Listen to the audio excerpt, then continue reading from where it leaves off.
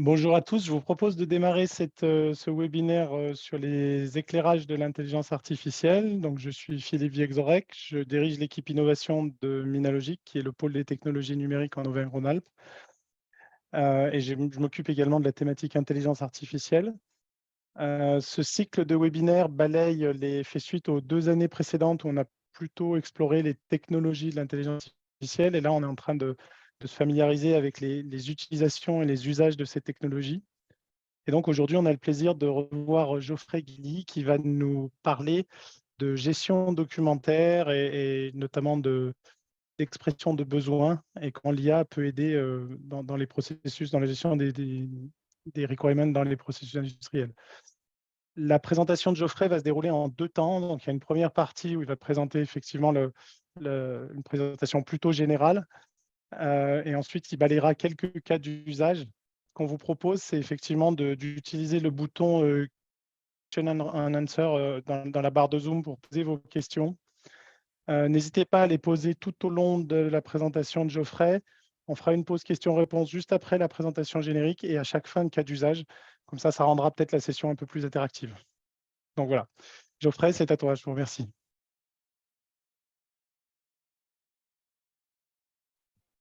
Tu es en mute, Geoffrey. Évidemment. Merci Philippe. Donc, je suis Geoffrey Guilly, je suis cofondateur des Tenders. Société stéphanoise. Donc, on a créé la société il y a 5 ans et on est spécialisé dans la gestion de réponses à appels d'offres et contract management, principalement. Je vous fais juste très rapidement pour que vous sachiez ce qu'on fait. Comme ça, vous verrez que nous, on a utilisé principalement des algorithmes et des techniques d'IA pour pouvoir mettre en place une verticale métier qui est la gestion de la réponse à appel d'offres et le contract management, et qui a la même base, je veux dire, technologique et les mêmes capacités que ce qu'ont besoin les industriels pour pouvoir capitaliser sur leurs données et sur leurs documents qu'ils ont un peu partout dans leur organisation. Donc, comme je vous disais, on est la seule, pour l'instant, la seule plateforme verticale de gestion de réponse aux appels d'offres et de gestion contractuelle. Qu'est-ce qu'on fait principalement? Alors, une petite vidéo, j'espère qu'elle tourne. On part de la donnée. La donnée, c'est des documents. Chez nous, c'est soit les documents d'appel d'offres, soit les spécifications techniques, soit les documents en réalisation des contrats, des livrables, etc., que nos clients mettent dans la plateforme. Et on va extraire ces documents, on va extraire l'information qu'il y a dans ces documents, catégoriser ces informations, la rendre un peu plus intelligente avec des algorithmes, de l'IA et bien sûr l'expertise métier des différents utilisateurs. Et on remet en fait l'ensemble de ces informations à disposition des différents experts, des différents BIM managers, des différents gestionnaires de projets, etc., qui travaillent sur l'ensemble du processus de réponse à l'appel d'offres et de contract management. Donc, on travaille sur des projets de 50 000 € à 10 milliards sur l'ensemble du cycle de vie pour des sociétés style NGE, des FH, des Vinci, des Bouygues, etc., avec des cas d'usage un peu différents. Et le dénominateur commun sur l'ensemble de ces clients, c'est qu'ils avaient des documents qu'ils n'utilisaient pas, qui restaient sur étagère ou qui lisaient soit sur des lecteurs PDF, soit ils les imprimaient et les lisaient. Et ils essayaient de sortir des informations là-dedans, essayer de catégoriser les projets, découvrir les risques, etc. Et au final, soit ils gagnaient l'appel d'offres, soit ils le perdaient, bien sûr. Mais au final, cette information restait sur des serveurs et n'était pas réutilisée, et avec très peu de capitalisation de projet en projet et d'offre en offre. Donc, on a mis une plateforme en place qui permet de gérer l'intégrité du processus du moment où ils ont les documents d'appel d'offres qui tombent jusqu'à la fin du projet en réalisation. Et donc, voilà, nos clients, principalement des constructions, BTP, etc. Donc, on est 22, une bonne partie de l'équipe à Saint-Étienne. On a traité 45 milliards de projets. Et donc, voilà, on traite une quinzaine de langues de documents dans une vingtaine de pays. Alors, si on revient sur l'industrie, Nous, on a fait des benchmarks, et en tout cas, on a des benchmarks qui permettent de regarder un petit peu où est-ce qu'on est l'industrie sur la gestion des documents. Ce qu'on voit, c'est qu'il y a beaucoup de processus métiers dans l'industrie qui dépendent de documents. Les processus sont principalement, il y a les processus corps de l'entreprise, c'est ce que vous vendez, votre expertise, vos exigences, vos modèles, etc. Ça, vous avez une maîtrise de ces éléments-là. Une maîtrise certaine, hein, puisque c'est des choses qui ne bougent pas, mais qui restent quand même flexibles en fonction des demandes qui sont demandées par vos clients. Il y a des documents de processus internes et il y a les documents que vous pouvez avoir avec vos clients. Donc, certaines personnes, certains clients ont des documents d'appel d'offres ou des demandes ou des demandes de devis ou voilà, toute typologie de documents que vos clients peuvent vous envoyer. Exactement. Et on constate en fait qu'il y a une très faible automatisation à l'heure actuelle dans les processus métiers, que ce soit dans le manufacturing, dans le processing, ou même si on regarde la première colonne qui est la partie aérospace et défense. Alors pour lire, je vous enverrai les slides de toute façon, mais pour lire ce slide, c'est le taux d'adoption et d'automatisation sur des données spécifiques. Donc ici, on est par exemple sur les extractions des données des contrats. Donc dans l'industrie et dans le manufacturing, on est plutôt aux alentours de 15%. Il y a 15% des sociétés qui ont des outils d'extraction d'informations. Excusez-moi. La gestion des contrats, il n'y a que 62% des sociétés dans l'industrie qui gèrent leurs contrats et qui ont une base de données de contrats. Donc, c'est-à-dire qu'il y a 40% des boîtes qui encore ne savent pas où sont leurs contrats, etc. Et il n'y a que 8% qui font de l'analyse de risque sur leurs documents. Donc, il y a du retard. Il y a du retard dans l'industrie, il y a du retard dans l'adoption, dans l'automatisation, dans tout le processus documentaire. Alors, pourquoi c'est compliqué d'extraire les informations des documents? Parce que si on prend un document standard, un PDF, par exemple, un PDF, il faut pouvoir passer ce qu'on appelle une couche d'OCR qui permet de pouvoir sortir un scan et reprendre une page scannée et identifier les mots qui sont dedans, par exemple. Un document standard, c'est une table des matières qu'il faut pouvoir reconstituer de A à Z, en s'apercevant qu'au milieu, il y a potentiellement des trous dans la table des matières. C'est des en-têtes et des pieds de page qui sont variants d'un document à l'autre, et même d'une page de document à l'autre. Tout dépend comment a été constitué le document. Ça va être des tableaux, des quasi-tableaux dans des documents, donc des tableaux quand il y a des traits en couleur noire, par exemple, ou des quasi-tableaux quand c'est l'esprit humain qui identifie que c'est un tableau. Vous allez avoir des bullet points dans tous les sens, vous allez avoir des paragraphes en début de page, en fin de page, et des choses qui sont cumulées aussi. Il y a tous les caractères spéciaux qu'il faut identifier, les typographies, les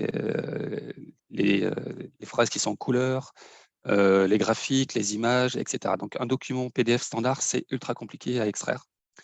D'autant plus que faut avoir des documents avec des scans de travers, des scans qui sont avec des contrats signés, des documents en multilangue. Ça nous arrive assez régulièrement qu'on a même des documents, le début est en français, le milieu est en anglais, des documents en A3, en A4, en portrait, en paysage, des doubles colonnes, donc un peu de tout. Au fur et à mesure du temps, on a passé presque 1 million de documents dans notre plateforme. Au fur et à mesure du temps, on a trouvé des spécificités assez intéressantes sur la typologie de documents.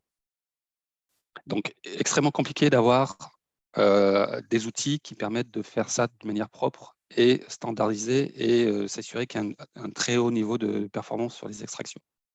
Et pourquoi c'est important de faire les extractions? Parce que si on fait mal les extractions, on ne peut pas catégoriser derrière les informations. Donc, la performance opérationnelle pour nous, c'est d'abord de remettre la donnée au centre, de remettre cette donnée textuelle au centre des interactions pour faciliter ensuite la collaboration autour de cette donnée et faciliter la traçabilité de cette donnée dans l'ensemble des processus de l'organisation. Si on voit un peu, je vous rappelle ce que j'ai introduit, la typologie des documents que vous avez dans votre organisation, vos documents corps, sur lesquels vous avez une maîtrise, ceux où vous avez un peu moins de maîtrise et ceux où vous n'avez pas du tout de maîtrise, qui est les documents des clients.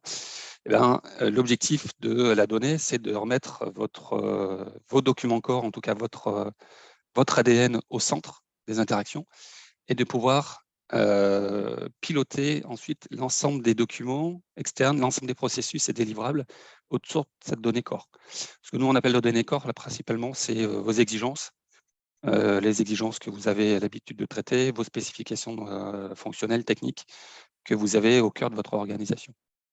Donc, il faut essayer de retransformer la gestion de la donnée qui, à l'heure actuellement, est par empilement, en quelque chose de plus vertueux et qui permet de constituer une vraie base de données centrale.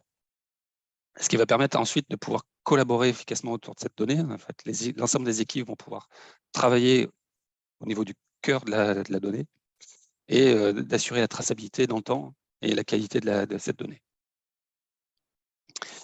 Donc, l'IA sur les documents, je voulais juste vous faire un petit point des avancées technologiques et des conséquences, notamment des dernières évolutions. Ce qu'on disait il y a 6 mois est quasiment mis à la poubelle et mis aux oubliettes depuis les avancées, on va dire, phénoménales d'OpenAI, des modèles génératifs. Donc, juste un petit aperçu. Dans tout ce qui est... donc, nous, on a trois piliers, on va dire, sur la partie IA chez nous. Et en tout cas, sur ce qu'on a imaginé sur la partie industrie et ce que vous avez besoin sur tout ce processus-là, c'est pouvoir extraire proprement les données qu'il y a dans les documents. Donc là-dessus, il y a encore pas mal de progrès à faire. Nous, on a passé 4 à 5 ans de R&D quasiment sur ces sujets-là et on découvre encore des trucs qui sont pas clean. Et ça se fait par itération. Très, très difficile de découvrir des typologies de documents et des typologies de problématiques avant de les avoir vues. Il y a quand même une meilleure précision dans tout ce qui est détection des éléments, meilleure précision dans tout ce qui est multilingue, notamment. Mais il y a encore énormément de travail sur tout ce qui est structuration de la donnée, les tableaux, les tables de matière, etc. Donc, nous, on travaille beaucoup là-dessus. Tout le reste, on s'est aperçu que, notamment avec les modèles LLM, ce qu'on appelle les modèles génératifs, il y a un domaine, quasiment un domaine entier qui est tombé, c'est le NLP et NLU, où il y avait beaucoup de recherches et beaucoup de chercheurs qui étaient sur ces sujets-là. La progression a été tellement rapide que ça pose pas mal de problèmes au niveau de la recherche, d'ailleurs. Et donc, il y a beaucoup de logiciels, en tout cas de briques techniques et technologiques qui sont plus ou moins remplacés par les nouveaux modèles génératifs à la ChatGPT, qui pour nous, enfin pour moi en tout cas, c'est le passage du cheval à la combustion à moteur, du moteur au moteur à combustion. Il y a un tel décalage, il y a un tel changement qu'il y a beaucoup de pans de l'IA et des processus qui vont être ouverts et que ça va permettre de faire pas mal de nouveaux cas d'usage. Donc, comment s'assurer que l'IA peut marcher dans des processus complexes? Donc, ce que nous, sur les 5 dernières années, ce qu'on a vu, c'est qu'une IA générique ne marche pas sur des sujets techniques complexes. Il faut d'abord commencer par de l'algorithmie. Donc, l'algorithmie, c'est détecter avec des systèmes experts, avec des règles, avoir une première couche de détection, etc., pour pouvoir commencer à démarrer les projets. Ensuite, on peut mettre de l'IA appliquée sur les documents de l'entreprise, appliquée sur l'expertise de l'entreprise. Ensuite, dans un troisième temps, cette IA doit être revue et validée par les experts métiers qui sont dans l'entreprise. Ce n'est pas des experts externes qui peuvent valider ce que l'IA a proposé. Et donc, c'est un cycle qui permet au fur et à mesure d'améliorer l'ensemble du processus avec toujours le même process, hein, algorithmie, IA, expertise métier, validation. Et j'en reviens bien au début de l'algorithmie parce qu'il y a plein de sujets qui ne peuvent pas être traités par l'IA. Donc, il faut vraiment que ce soit des systèmes conjoints d'algorithmie et d'IA. Quand je parle d'algorithmie, c'est des choses assez basiques, hein. Ça peut être des mots-clés, ça peut être des détections standards, etc. Donc, concrètement, donc là, je vais vous introduire 5 cas d'usage. Ce que je vous propose, c'est qu'avant de les introduire, si vous avez des questions dans le chat, posez-les maintenant sur l'introduction. Si vous n'en avez pas, je démarre sur les cas concrets. Geoffrey, il n'y a pas de questions pour l'instant dans le chat. J'en avais une qui m'a interpellé. Il y a une chose que tu as dite qui m'a interpellé concernant les IA génératifs qui créent l'extinction ou la mort des NLP, NLU.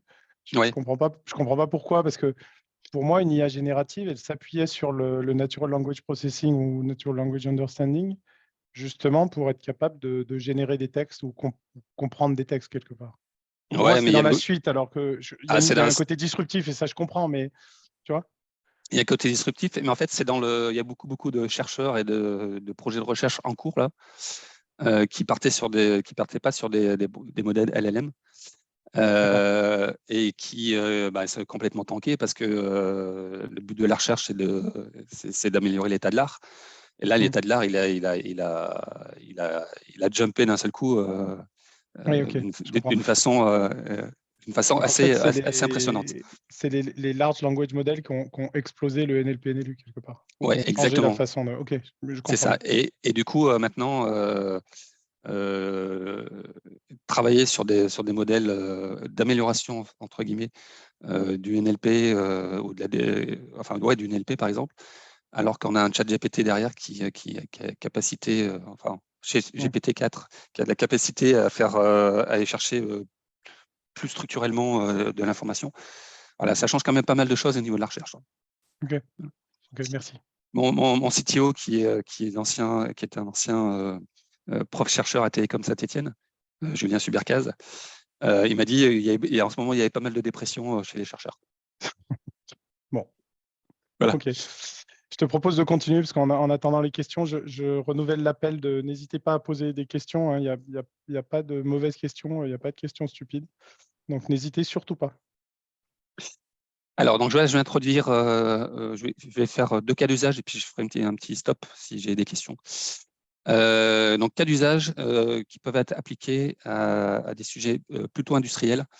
Premier cas d'usage sur lequel on a travaillé nous, mais c'est vraiment du bêta. C'est de la détection d'erreurs et d'incohérences. Donc, sur les documents, ça se fait plutôt bien. Donc, comparer 2 PDF ensemble pour voir un petit peu quels sont les écarts qu'il peut y avoir sur du texte. Donc ça, c'est pas mal de travail. On a passé pas mal de temps à faire ça sur du PDF. Ça n'existait pas jusqu'à présent. Mais on a trouvé une solution qui marche plutôt pas mal. Et là, on est en train de tester avec des clients dans la construction de vérifier les écarts entre 2 plans. Donc là, c'est des plans de structure. Mais ça peut être des plans de pièces, ça peut être des plans toute typologie de plans, à partir du moment où c'est des plans PDF ou du 2D. Voilà, on arrive avec des solutions maintenant qui sont encore une fois du mix algorithmique et de l'IA. Donc là, sur du plan, par exemple, c'est de l'algorithmique pour détecter les mots et ce qui correspond à du texte. Et sur l'IA, ça va être de la détection d'écart de distance entre les lignes, par exemple. Deuxième cas d'usage, c'est constituer un jeu d'exigence en interne et en externe. Donc en fait, on s'est aperçu, donc là on est en train de travailler avec un gros industriel qui nous a demandé de regarder comment on pouvait extraire l'ensemble de ces exigences en fait, qui sont son cœur, hein, qui sont programmes fonctionnels sur des gros projets systèmes. Ils ont plein d'outils, ils ont plein de logiciels pour faire ce qu'on appelle de l'ALM ou du PLM, donc Project Lifecycle Management, et de gestion d'exigences, donc des DORS, des Rectify, etc. Mais la plupart du temps, c'est les documents PDF qu'ils ont stockés. Un peu moins, c'est les modèles. Et donc, ils veulent avoir une vision un peu transverse sur l'ensemble des exigences qu'ils peuvent avoir dans leur organisation. Et c'est des exigences assez cœur métier, parce que c'est des exigences qui leur permettent de suivre la production d'un projet industriel. Et donc là, on travaille avec eux et on essaie de voir un petit peu comment on fait. Donc c'est exploratoire. Donc l'objectif, c'est de détecter, extraire l'ensemble des exigences qu'il y a dans les documents, les classifier, les raffiner, donc aider les équipes à les raffiner de manière facile. Faire de la comparaison d'exigence à exigence, c'est-à-dire de regarder avec de la distance, donc des outils d'IA qui permettent de faire de la distance textuelle, de vérifier si une exigence est proche d'une autre, et de remettre tout ça dans un pipeline de validation interne pour reconstituer des bases de données au fur et à mesure du temps en fonction des évolutions qu'ils font aussi sur le système complexe qu'ils vont créer. Donc l'objectif, c'est de créer une base de données d'exigence qui est la base de données cœur de l'entreprise, sur laquelle ils pourront aller faire des recherches, sur laquelle ils pourront aller faire des comparables demain avec des demandes qui sont faites par les clients ou avec des propositions qui sont faites par les équipes de design qui n'ont pas forcément la compréhension des problématiques qu'ils peuvent avoir ou des différents éléments qui sont déjà construits ou préconstruits dans l'organisation. Là, j'ai un cas concret sur de la construction d'automobiles où il y a plus de 10% du design qui est fait par les designers automobiles qui correspond à des pièces qui n'existent pas, qu'il faut créer, alors que ces pièces-là pourraient être designées avec des pièces qui existent déjà en fait. C'est juste que les designers s'enflamment un peu et puis et voilà. Donc ça, c'est un manque de cohérence en fait entre les exigences qui sont proposées par le design et les exigences ou en tout cas les spécifications techniques qui existent dans l'organisation. Je fais une petite pause et j'ai vu qu'il y avait une question. Oui, donc il y a effectivement une question sur le cas d'usage sur les plans. Donc la question, c'est de savoir si tu travailles, enfin si la solution travaille sur des plans CAO, donc numériques, ou si c'est encore avec des plans, ou si c'est possible avec des plans anciens dessinés à la main, ou voilà.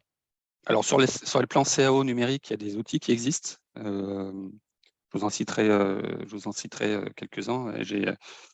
Là, je suis au Canada justement et j'ai discuté avec un partenaire canadien qui fait ça, qui fait de la comparaison de plan à plan, mais sur du modèle 3D. Nous, on fait de la comparaison, enfin, ce qu'on est en train de faire, puisque ce n'est pas encore totalement abouti, hein, mais c'est vraiment de la R&D là. On fait de la comparaison de plans de PDF 2D. Hein. C'est vraiment du plan scanné. Voilà. Donc ça peut être un plan scanné dans les années 30, enfin un plan qui a été dessiné dans les années 30, numérisé maintenant. Ouais, exactement. J'ai été exposé à un cas d'usage sur des grosses exploitations de machines qui existent depuis longtemps. Ouais. Effectivement, il y a des machines qui sont anciennes, mais qui sont toujours opérationnelles, dont les plans ont été dessinés effectivement il y a très longtemps. Et ces entreprises cherchent à renumériser ces plans-là et à vérifier que ce qui a été redessiné, enfin, ou redessiné en CAD, en fait, correspond au plan original. Ouais, c'est un Donc, vrai sujet. Hein. mais c'est un vrai sujet. On pourrait croire que c'est simple, mais Non. particulièrement les anciens plans, il y a plein d'informations. Bon, il y a des dimensions, etc., mais il y a des informations sur le fonctionnement de la pièce en question qui sont très difficiles à vérifier que le nouveau plan le maintient. Donc c'est un vrai sujet. À la SNCF, nous, on a un cas d'usage. Hein. À la SNCF, il y a l'ensemble du réseau qui est en PDF. Voilà. Donc, il est pas numérisé en BIM ou en CAD. Hein. C'est du réseau en PDF. Voilà. Les parties hydroélectriques d'EDF, on rencontre donc les grosses pompes, tous ces trucs-là qui datent d'il y a des années les 50, 60, ont des énormes problématiques là-dessus aussi. Donc Et là, petit appel au passage, hein, si c'est des problématiques sur lesquelles vous avez des solutions ou auxquelles vous voulez contribuer, n'hésitez pas, parce que c'est des gens, je pense SNCF comme EDF, qui vont monter des projets collaboratifs là-dessus. Et donc, si vous avez des pièces techno là-dessus, et ça vaut pour toi aussi, Geoffrey, hein, ouais. si intéressé, n'hésitez pas à me contacter sur le sujet.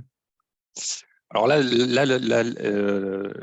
l'état de l'art de l'IA est assez faible hein, sur ce genre de choses. Hein. Nous, on travaille avec un gros constructeur de bâtiments en France. Là-dessus, ça reste très faible. On a regardé un petit peu tout ce qui existait. On a fait une étude de l'état de l'art. Ça reste vraiment assez faible. Donc là, on teste deux, trois outils. On n'a pas les fonds pour avancer sur ces sujets-là. Mais on voit qu'avec des modèles de détection d'écart et voilà, on est sur les computer vision là, clairement. On arrive à identifier des trucs plutôt pas mal, sans trop d'efforts pour l'instant.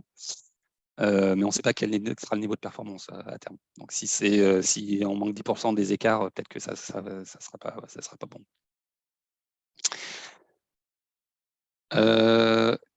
Je regarde juste, ouais.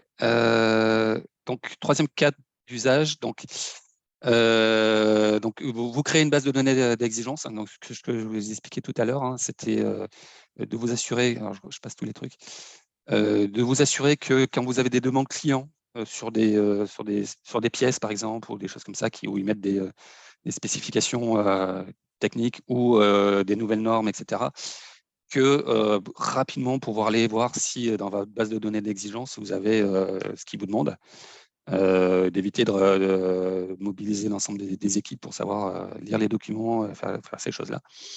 Donc là, on arrive sur des trucs plutôt pas mal maintenant. On peut vraiment faire de la comparaison d'exigence à exigence.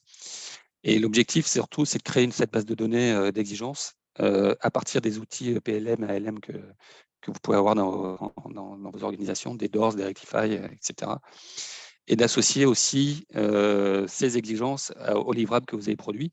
Donc, l'objectif, ça serait que sur une exigence donnée qui est demandée par un client, de regarder tout de suite dans une base de données et par rapport à cette base de données, de voir comment vous avez produit la pièce ou le système dans le passé. J'ai vu qu'il y avait 2 nouvelles questions. Oui, donc effectivement, il y a une première question sur savoir si tu avais quelque chose sur des indications de retard sur des plannings Gantt. Il y a des outils qui existent hein, de simulation, de planning. Nous, on a un partenaire qui s'appelle Ofolio, je ne sais pas si vous connaissez, qui permet de faire ça, qui permet de faire de l'analyse d'impact et de simulation sur du planning. Voilà, je ne sais pas si c'était la question, si ça répond, mais il y a des outils qui existent maintenant qui permettent de faire des choses là-dessus. Après, si c'est comparé de planning Gantt, on va dire imprimé sur des documents, on n'a pas essayé, mais je pense que ça devrait sortir quelque chose. Ouais. Ok, Pierre corrigera si tu n'as pas amené la réponse. Ouais, merci. Et l'autre question, en fait, n'est pas une question. Hein, effectivement, la solution que j'ai mentionnée, alors je n'ai pas dit le nom de la société parce que je ne savais pas si c'était confidentiel, mais effectivement, ces sujets évoqués là, de comparaison de PAN sont portés par une société de la région qui, effectivement, cherche à monter un projet par rapport à ça. Donc, Olivier nous invite à rentrer à te mettre Dans la en discussion. connexion, Geoffrey. Donc, je le ferai Ok, immédiatement après le meeting. Ou ça vous pouvez marche. vous connecter directement d'ailleurs. Ça marche, merci. Donc, j'en étais sur le quatrième. Quatrième, chose toute simple, mais c'est de pouvoir à un moment donné se dire voilà, j'ai plein de documents dans mon organisation. Je voudrais faire des recherches croisées dans l'ensemble des documents. À l'heure actuelle, souvent, enfin, dans ce qu'on voit, 80% des organisations, ça dort sur des serveurs style OneDrive ou SharePoint. Et faire des recherches dans OneDrive ou SharePoint, c'est la purge, c'est très compliqué. Ça va remonter des informations. Mais voilà, ça reste quand même assez compliqué de base. Donc, nous, ce qu'on propose, c'est à partir du moment où tous les documents ont été extraits et mis dans une seule base de données, la recherche est assez rapide. On peut trouver avec des mots-clés, etc., ces informations. Ce qui est important, c'est d'avoir une interface utilisateur super simple pour que les équipes puissent retrouver ces informations-là. Donc, il y a 2 typologies hein, maintenant. Donc, ça peut être une interface utilisateur où on cherche avec des mots-clés, etc. Ou ça peut être du chat. Maintenant, avec ChatGPT qui arrive et les outils comme ça, on s'aperçoit que de plus en plus, les utilisateurs vont poser des questions avec une continuité des questions et on va dire, un aller-retour avec le chat qu'on ne pouvait pas faire avant. Donc, il y a plein de choses possibles maintenant que l'IA apporte et que les modèles génératifs apportent. Voilà. L'objectif, c'est de pouvoir accéder à cette donnée avec l'intelligence qu'il y a autour. Je t'interromps juste 2 secondes parce que Ouais. ça m'interpelle ça aussi. J'avais compris qu'un chat GPT, en fait, il n'y avait pas moyen d'intervenir sur sa base de connaissances. Donc, tu peux t'en servir comme moteur, mais la réponse qu'il va te donner, c'est sur son apprentissage passé et non pas sur la base de connaissances que tu as dans l'entreprise. Si, justement, si, bah, tu vois, tu D'accord. viens de m'introduire mon dernier Désolé. slide. Non, mais c'est bien, je suis content. Bon, c'était pas coordonné, c'est parfait. Non, non. Donc ça, je vais dire, ça c'est l'ancienne école de faire des recherches avec des cartes de recherche, avec des mots-clés, etc. Parce que entraîner des modèles génératifs sur très peu de documents internes, ça reste compliqué. Donc il faut quand même l'avoir, cette possibilité de faire des recherches rapidement dans les documents. Mais voilà, donc pour les personnes qui n'ont pas encore vu l'impact des modèles génératifs, etc. Donc, depuis, on va dire, novembre-décembre l'année dernière, avec la release de GPT 3.5 et maintenant GPT 4, il y a beaucoup de choses qui sont possibles, notamment pour entraîner des modèles internes de l'entreprise. Alors, comment ça marche? Assez simplement. Là, j'ai pris le cas d'exemple qui est fourni par Dataiku, qu'on connaît bien chez nous. Et donc Dataiku, comment ils proposent, en fait, c'est assez générique, hein, ils l'ont fait sur leur propre document, leur propre base. Et en fait, ils ont utilisé la base de GPT-3, qui est un modèle, hein, c'est un modèle standard, qui permet d'aller faire des prompts et d'aller chercher les informations sur le modèle qui a été entraîné pour GPT et ChatGPT. Mais par contre, ils ont créé un layer au-dessus avec leurs propres documents. Et donc, en priorité, quand ils font une demande sur leur chat, c'est les documents internes qui vont revenir, en fait. Donc, l'entraînement se fait pour qu'il y ait un ordre de priorité assez important sur les documents internes et sur la manière dont ont été entraînés ces documents internes. Donc, ça veut dire quoi? Ça veut dire mettre l'ensemble de la base de données des documents. Ça veut dire valider que les tests du premier modèle soient bons. Hein, et pour les valider, il faut qu'il y ait des experts métiers qui valident ces tests et qui valident le modèle. Donc, ça peut se faire en interne dans une organisation, mais c'est assez rare. Hein, avoir les compétences de développement, plus en même temps mettre à disposition les experts, ça reste assez rare. Donc, ce qu'on voit, c'est que ça va être des sociétés, des ESN spécialisées spécialisés dans l'industrie, etc., qui vont pouvoir en fait accompagner les clients là-dessus et qui vont pouvoir en fait commencer à entraîner des modèles, etc., sur ce genre de process. J'ai 2 questions. Oui, pardon. Donc effectivement, il y a une question qui revient souvent dès qu'on évoque ChatGPT, c'est sur la notion de confidentialité, puisqu'effectivement, on leur envoie des données, une question, etc. Donc, je ne sais pas si tu as un avis ou des réponses là-dessus. Tu peux me... Confidentialité dès qu'on utilise ChatGPT, puisqu'on Ah oui, envoie de la donnée. ChatGPT, oui. ChatGPT, oui. ChatGPT, parce que ChatGPT, ça appartient à OpenAI et l'information part chez OpenAI. Mais GPT-4 est une base de données en API. Enfin, était un modèle en API.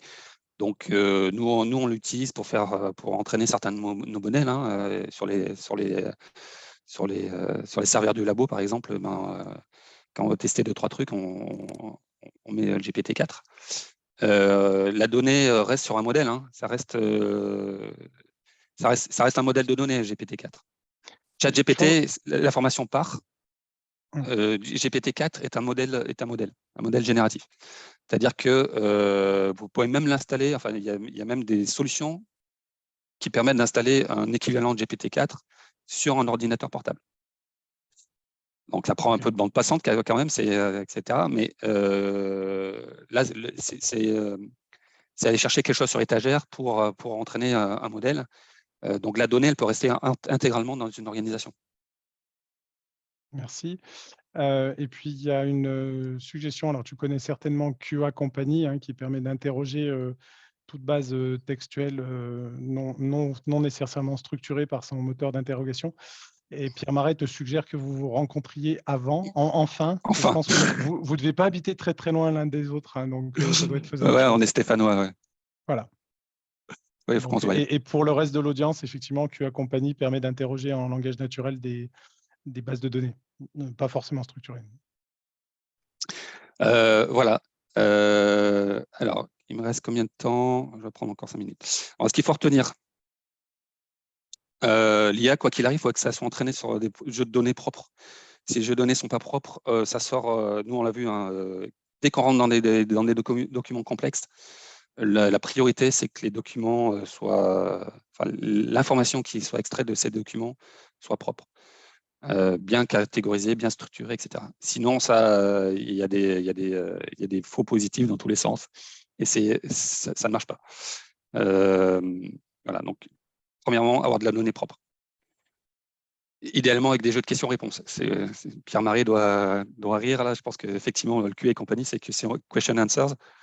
Il faut des questions-réponses pour pouvoir entraîner des modèles. Et vous avez en fait toutes les organisations, toutes les sociétés, et notamment dans l'industrie, ont déjà ces données, mais elles ne sont pas structurées. Donc, les questions, si on regarde un peu les questions, c'est vos exigences. C'est des exigences, c'est des spécifications, etc. Et les livrables, souvent, sont les réponses sont souvent les livrables, les designs que vous avez produits, etc. etc. Si vous arrivez à faire un lien entre les exigences et les livrables, vous avez un jeu de questions-réponses sur lesquelles vous pouvez entraîner des modèles. Donc, tout le sujet, c'est dans vos documents, dans les documents industriels, d'identifier ces exigences, ces specs proprement, d'avoir une bonne base de données là-dessus. Et au fur et à mesure du temps, donc si vous n'avez pas ce lien avec les livrables que vous avez que vous produisez, c'est de commencer déjà dès maintenant à essayer de faire cette matrice entre vos exigences et les livrables que vous produisez pour pouvoir ensuite mettre dans un modèle les questions et les réponses, donc les exigences et les livrables. Donc, comment mettre en place une première phase de changement? Donc, structurer vos données dans un premier temps. Donc déjà, essayer d'avoir tout au même endroit, en fait, toute la donnée au même endroit. Déjà, si c'est sur un seul serveur, ça sera pas mal.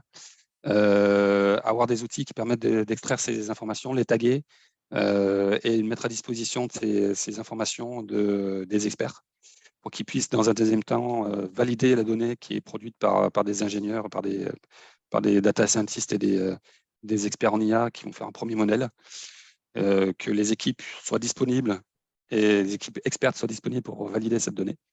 Et ensuite, réitérer avec la nouvelle donnée et puis la donnée qui a été passée.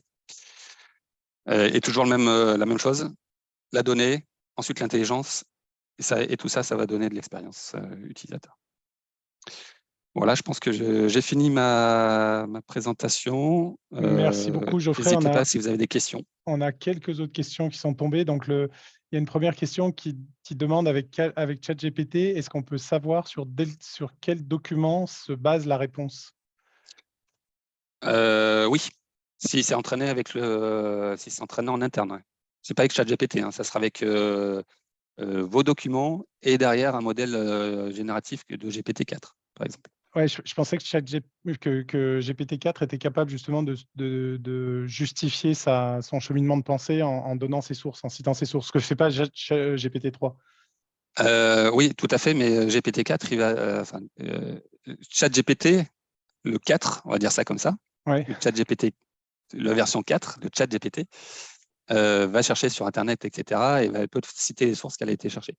D'accord. Le modèle GPT-4 est différent, totalement différent. Le modèle GPT-4, c'est un modèle algorithmique, c'est-à-dire qu'il faut le nourrir pour l'entraîner. OK. OK. Donc, c'est vraiment deux choses différentes. Il y en a un qui est en query en API et que vous pouvez déployer comme vous voulez, en fait, en fonction du niveau de performance que vous voulez aussi. Et c'est sur étagère. Maintenant, la grande nouveauté, hein, Les labos avaient déjà des avancées comme ça au niveau recherche, mais là maintenant c'est sur étagère. Donc tous les chercheurs et toutes les personnes qui ont un peu la main qui savent monter un modèle sur étagère d'IA ont accès maintenant à ces cas d'usage et ils vont pouvoir proposer des trucs plutôt pas mal. Merci. Et puis une dernière question, alors qui est, non, je vous rassure, pas du tout basique, hein, il n'y a pas de mauvaise question. Donc la question, c'est est-ce qu'il est possible d'aller interroger plusieurs sources documentaires ou bases documentaires qui se trouvent dans du OneDrive, du SharePoint, mais dans des outils de GED divers et variés? Oui, mais je pense qu'à un moment donné, il faut tout centraliser. On n'a pas testé, nous, encore, ce genre de choses. Mais à mon avis, il faut avoir une seule... reprendre toutes ces informations-là, les mettre dans une seule base et puis proposer et faire l'entraînement dessus. Je suis pas sûr... je suis pas sûr qu'en termes d'intégration, essayer de faire des API dans tous ces systèmes-là, ça soit facile. Donc, En général, enfin, l'approche que j'ai vue fréquente, c'est effectivement d'agréger toutes ces sources-là, pas forcément de manière structurée, mais au sein d'un data lake. Et ouais, c'est ça. effectivement, de faire tourner les moteurs d'IA sur un data lake. Alors, data lake, c'est le terme consacré, hein, c'est pas Ouais, forcément ça le peut être produit. un gros SharePoint avec tout dedans, hein. Voilà, c'est ça, c'est un repository où on stocke tout Ouais, un c'est peu en ça. vrac, plus ou moins en vrac. Mm. OK, on est pile sur le timing, Geoffrey, donc on va déjà te remercier pour ça et puis pour la qualité de ta présentation et de l'interaction.